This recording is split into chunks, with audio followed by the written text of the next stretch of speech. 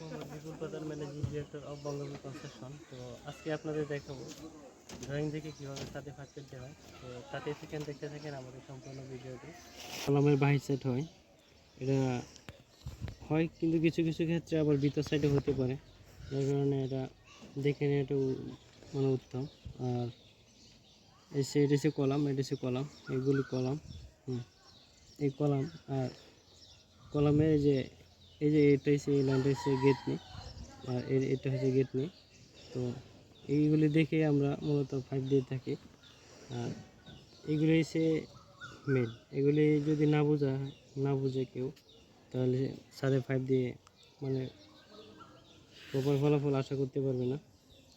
তো এগুলি সবচেয়ে আগে দেখতে হবে যে কলামগুলি কোথায় আছে, হ্যাঁ, আর গেট নিগুলি কোথায় দিয়ে হচ্ছে, এগুলো দেখে পরে মেজারমেন্ট টেপ নিয়ে আমরা কীভাবে মাপ দিয়ে কাজটা করি। তো আশা দেখি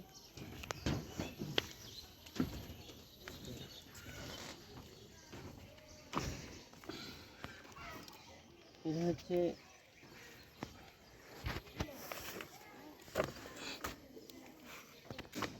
টয়লেট। ও, এটা গেটনি রয়েছে এই কলামের আউটসাইড গেটনি। তো আমরা মেজারমেন্ট টেপ দিয়ে মাপ দিয়ে দেখব যে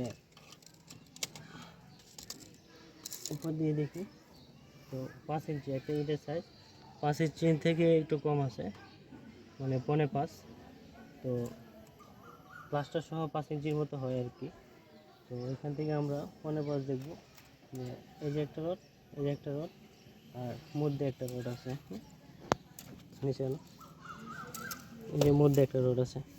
তো যখন আমরা 4.5 দেখব যে মধ্যে রড পর্যন্ত ঠিক আছে, তাহলে আমরা মধ্যে রডে বাঁধ দিব। আর যদি দেখি যে এই রডের মধ্যে 4.5 বা 5-এর কাছাকাছি আসে, তো মানে 5-এর ভিতরে থাকে, তাহলে এই রডের মধ্যে বাঁধ দিব। আর যদি এটার মধ্যে 4.5 দেখাচ্ছে মধ্যে রড, যার কারণে যে এইদিকে দেখো, এদিকে দেখো, এই যে আমরা মধ্যে রোডের মধ্যে বাঁধ দিছি, ওইটার মধ্যে রোডে বাঁধ দেওয়া। কিন্তু ওই সাইডে দেখেন,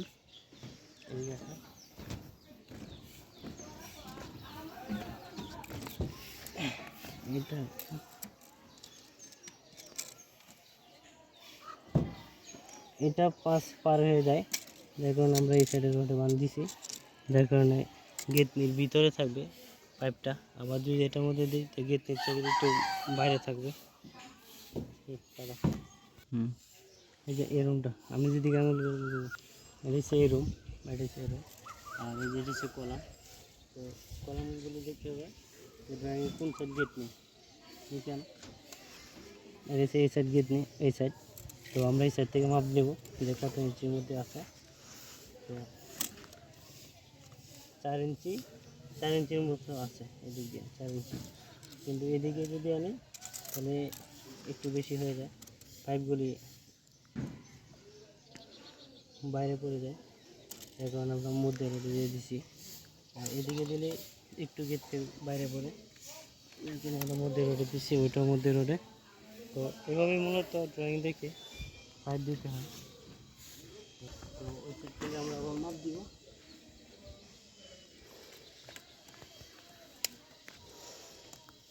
4 ইঞ্চি, অর্থাৎ এই সাইডে যদি দিই তাহলে একটু বেশি হয়ে যায়, গেটের বাইরে পড়বে। আর এই সাইডে দিলে গেটের ভিতরে পড়বে, যার কারণে এই সাইডে মধ্যে রোডে বাঁধতে হচ্ছে।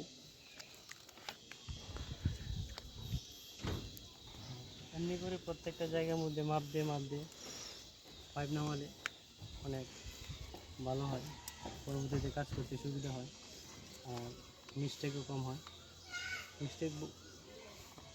মিস্টেক তো হতেই পারে, তো যতটুকু সম্ভব সচেতন অবস্থায় কাজ করাটাই উত্তম।